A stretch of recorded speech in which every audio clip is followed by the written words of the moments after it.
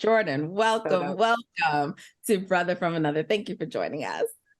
Thank you so much for having me. I really appreciate it. Look at you out here identifying trends. I was like, oh, wait a minute. I know. Yeah, it's really That's why you scientific, do what you do. very scientific stats. Really putting my journalism degree to the to the test with some scrap paper. But hey.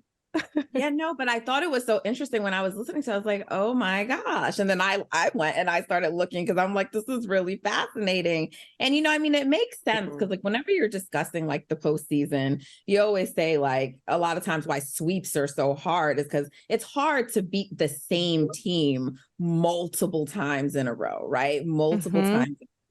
And so now when you look and you see the patterns, a team like the Sparks, like you noted, they're really disadvantaged by this because, it clearly there's, even if it's anecdotal, there's a trend that, playing these mini series, and that's what you were referring to, playing these mini series where you just play the same team 2-3 times in a row, it actually may hurt you a little bit more competitively. And so I thought it was fascinating. Thank you for pointing that out to us and bringing it to our attention. Oh, yeah, no problem. It was one of those curiosities that I had to follow because, that's already interesting in the WNBA scheduling where they are playing someone back to back and it makes you question it. I remember just watching it with my dad and he was like, wait, didn't they just play them? Why are they playing them again? And I had to kind of explain, well, this is what we're doing now because of COVID. And I talked to the Liberty GM and he said, it's really for travel as well. We're just going to go to LA and stay there for a week. And with the Sparks, I started trying to figure out a reason. Is it because they're the only California team? Is it because they have to travel kind of the farthest if they're coming from the West Coast? Why is it that they kind of just got the short end of the stick? Because that's what it looks like. If you're playing just like yesterday, they played New York, they have to turn around and play them again on Tuesday. And that's really tough if you're the Sparks. But someone like the Aces, where we're talking about how they have championship aspirations and no one is able to beat them. And then you put them in a series and both times that they had those losses, just to go a little deeper, were on the second game. So both of those teams were able to see how they got beat, change their game plan and then come around and beat the Aces. So just something to keep our eye on as we go into the playoffs, that the Aces are human. They're not immune to losing. I think that's something that other teams could just be a little excited to see. Are we sure about that? I mean, I want to get to the Aces in a second. I want to get to the Aces in a second, but I just do want to ask you, I mean, you are doing a podcast with Sheryl Swoopes. What is that like? Every single week, it is a pinch me moment. Every single time. And I tell her every single time when her name pops up on my phone, I'm like, is this real? I have Sheryl Swoopes' phone number. Like it still hasn't settled in at all. That's amazing. Oh my goodness. And to be able to just talk hoops with someone not only, that knows basketball, but that has played it at the very highest level and has won at the highest level and has had a baby and came back at the highest level, has started this WNBA league that we talk about, all of the records that we talk about, she's incorporated in somehow, especially with the Comets. So it's not just like, hey, I'm talking hoops with somebody. It's like, yeah, she really knows her stuff. And it makes my job a lot easier. I'll say that. For sure. I'll say it also makes you take your job even more seriously, right? Your ability to follow this trend, right? That I don't even know if college, like basketball players would have been able to pick up on that trend or been able to see that. So I feel like it elevates your ability to evaluate the game and be able to pick up on things. So kudos to you, because I imagine that Sheryl Swoopes is not going to allow anyone to be subpar when talking about the love of her life, basketball. Okay, so that's dope that you're there, you're in the room, and you're able to talk about this at the highest level and help explain it to people too. Thank you. I appreciate that. It's been overall, it's been fun. It has been so fun. And she also, you can see that she's starting to get back into hoops on camera more, and she's doing WNBA countdown and calling games. And I'm like, this is where you belong. Like, you deserve to be here. I'm just kind of giving you an alley-oop. But it's been cool to see her just kind of fall in love with talking about the game and knowing her expertise. So just as a friend too, I'm like, yes, go Cheryl. I'm rooting for you. So, all right. But when you were talking about the trend, you brought up the aces. And I do want to start with the aces here as we start to look at the standings around the league, because they've lost 2 games. They've lost 2 games, Jordan. So I just want to know, can the aces be beaten? Can they be beaten? And if they can, we don't know if they can, right? That's to be determined. But who can challenge them? Who can challenge them? Well, when you look at the 2 losses, a very small sample size of who has beaten them, and we just saw them play, another tough game against the Dallas Wings. And when I was watching that game yesterday against the Wings, it really is Tierra McCowan. She's able to take up more space in the paint and just not necessarily stop A'ja Wilson, because nobody's stopping A'ja Wilson, but at least give her a run for her money. And some teams just fall up a little short in that category. And I love just overall the WNBA is still very much a post player league. Yes, we have some incredible guards, but the post play is out of this world. And so when you have someone like A'ja Wilson and you have someone like Tierra McCowan, who is a force in there, it just makes them pause. They're still so good on all cylinders, and Chelsea Gray is still going to find people. Kelsey Plum's still going to do what she does, but it gives them some resistance. And so if you are another team in this league, you're saying, all right, next season, we got to get some more post players. We got to make sure we got somebody to stop A'ja Wilson. But for this season, I don't know if anyone's beating the Aces. It's really their championship to lose. Also, can I just put a request out? Tierra McCowan, if you could just drop the lower body leg day, because my God, amazing. Literally yesterday, Kelsey Plum ran into her leg at the end of the game, and they just kept replaying it. And I was just like, I would do anything. I can't imagine what she's putting up in the weight room. So yes, that was just my call out. That, and then Dejanay's makeup routine. That's the 2 I need for sure. But anywho, sorry, keep going. Yeah, I mean, look, they're 23-2. They sit at the top. I'm sure in everyone's power rankings, they're at the top, and they just tied the record for the best start to, a WNBA season. I mean, I just don't see anyone beating them. Look at this, the comments through 25 games. They were the only other team that did it. I mean, this is incredible stuff. Yeah. And so, which also leads me though to a question. It's something we were supposed to get to later, but I want to stick with the Aces for a second, because they're playing amazing, and they're actually without Candace Parker right now.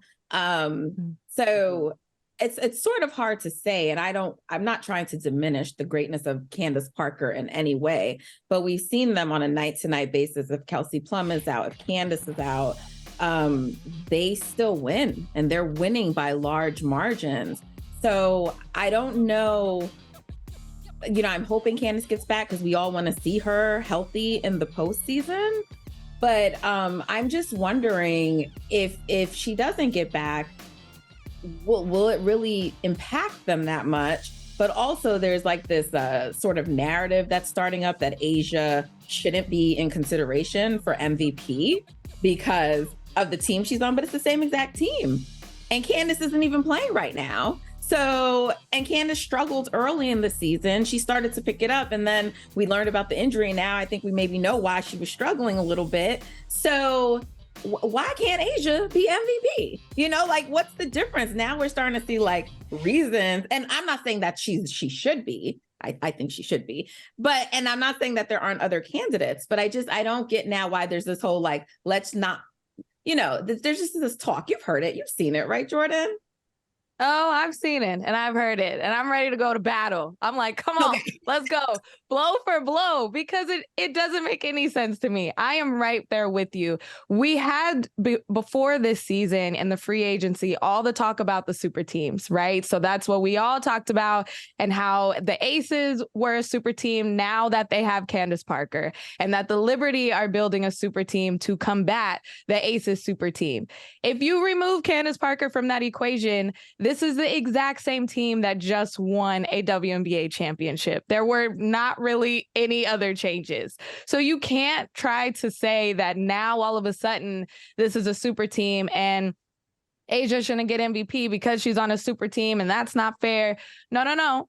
This is the exact same roster that just woman-handled the entire league last season. So there can't be this narrative now. And it feels like, I'm not a super LeBron fan. I'm not really a LeBron hater, but it's giving those LeBron vibes of, well, we can't give LeBron the MVP because like he just won it. Or like, if we give him the MVP, he'd win it every year. I don't want that conversation for Asia. She deserves it, and she is going to ride this wave, and she needs to get it every single year if she deserves it to get it every year. So I want to stop that narrative right now. There are other players that deserve it. I think this is the best conversation we could possibly have in the WNBA, where there is a race and more people can be MVPs. But saying Asia doesn't deserve it because she's on a super team is just a lie. Agreed. But while we're on awards, because I know Zena has been dying to get this takeoff because she has a candidate for MIP. She has a candidate for most improved. I'm going to let her make the case. I'm going to let her make her case. And I want to know just what you think. Well, Jordan, you just mentioned the race right now, right? There's a race. There's teams that are doing really, really well. And one of those teams were just one of the teams that beat the Aces, the Dallas Wings. And yes, don't get me wrong, my girl Enrique, we love you. Offense, powerhouse, we know. But the person that has been providing everything and anything that the Dallas Wings needs is Satou Sabally. And I'm not just like tight with her because she's French and I'm French, but like, no, she is legit. And she moves up and down the court. You forget that she's 6'4". Her ability to stretch the floor, her ability to play defense, her length, everything about her. She, I think, has just elevated her game. Her ability to finish inside, in contact. She just seems so much more calm this year too. Like the game is coming to her and that she's able to create for herself as opposed to trying to force something. She really feels like, to me, the level of comfort that she had on the court when she was in Oregon, after 4 years of being with that team and knowing, this is my squad, I feel like she's starting to come into her own here with the Dallas Wings. And I mean, first triple-double or second triple-double in franchise history, right? The 6th in the WNBA this season. She is double machine. Like she's just doing everything that you need. And she's just doing it quietly too, right? You're barely, you're hearing about it, but you're like barely really seeing it. So she's MIP for me, but she really could be MVP. Her coach said that the other day. She said she should be in the MVP discussion. What say you, Jordan? She should. I couldn't agree more. I was like, fingers crossed that you were going to say Satou, because that is my pick as well. A lot of people have been tossing around Jordan Canada's name for the most improved player award. But being here in LA, I saw JC kind of break out last year. And I feel like last year she was doing all these same things, but no one was really talking about it. She's coming off of Athletes Unlimited and her confidence is soaring. But I think Satou, it's a little different because Dallas is winning more games and she's being able to just contribute more, like you said, in all areas of the floor: defense, offense, rebounding. And especially because when we talk about Dallas last season or even 2 years ago, we've been saying there's just one thing missing. Like, what is that one thing? Why can't Dallas just get over the hump? They're really close to the playoffs, or they're just making it to the first round. What's missing? It was Satou at 100%. And now we're able to finally be able to see her at 100%. You mentioned Oregon. She looks so comfortable. She looks so confident. And I think we kind of took for granted that she wasn't healthy. Like we haven't really been introduced to Satou on this level. And now that she is, we're able to see what she can do. And she's exactly what Dallas is missing. So I am with the campaign. If you need a campaign co-manager for this MIP award, I'm with you. She's campaigning herself. And that's true. That's a really good point about the fact that this is her first healthy season that we've seen her all the way through. And so I think that's another reason why we're naturally thinking most improved, because we're comparing it to 11 games last season, right? So yeah, very, very excited for her. Another team that is jumping out to me is hello, Minnesota Lynx. All of a sudden you're at 500 when you started off like very rocky, and I expected them, with the way they started, to be a team at the bottom, and they just beat the Connecticut Sun. I mean, without Nafisa Collier, they could be that very part. important point. They could be a sneaky team heading into the postseason. Oh yeah, I mean, you mentioned it. That start of the season, 0-6. I just remember me and Cheryl just being like, okay, well, we're preparing ourselves. This is, you don't really want to say rebuild because that's like a cuss word in the W or in franchises, but it was definitely that feeling of like, okay, this is a new era of the Lynx. There's no Sylvia Fowles. We know what the Lynx and their dynasty were, has been, and now they're going to try to figure it out moving forward. But then I sit back and I'm like, did I really doubt Cheryl Reeve? No, I can't doubt Cheryl Reeve. She is a future Hall of Fame coach. She knows what to do. She put this team together and the pieces together to make sure that they're going to fight and have that heart. Nafisa, we're talking about MVP conversation. She is just having an incredible season. I talked to Cheryl Reeve. This was around the Final Four. And I just said, are you excited about the season? And she said, we are building around Nafisa Collier. That is our anchor player. We are building around her. And I see why. Nafisa is the glue that keeps this all together. I was heartbroken when she goes down with an injury. And I'm like, all right, well, that was a good run. And then they went 2 more games without her. So I think that is the huge part of this, is that if you do have your missing piece, everything is clicking so well. Kayla McBride and Diamond Miller, the rookies coming through, the draft picks that they made are incredible. Dorka Juhas. So for them to just have the confidence and be able to know what they bring to this team already as rookies, that's where it's like, you can't doubt Cheryl Reeve. Like, this is a team and a organization that is built on winning. So we can't really be surprised, but I am surprised. And coming after All-Star break, they are heading in the right direction. For sure. Well, listen, Jordan, I think both me and Zena could sit here and talk WNBA with you all day. You're so much fun. So you're going to come back and chop it up with us. But just before we go, yesterday was such a great day. All 12 teams played. We did not see Brittany Griner. So just want to send our thoughts to you, Brittany. Take all the time you need, BG. You need a mental health break. You got it. We miss you whenever you're not playing, but we're just sending lots of warm thoughts towards your way. Thank you for joining us, Jordan.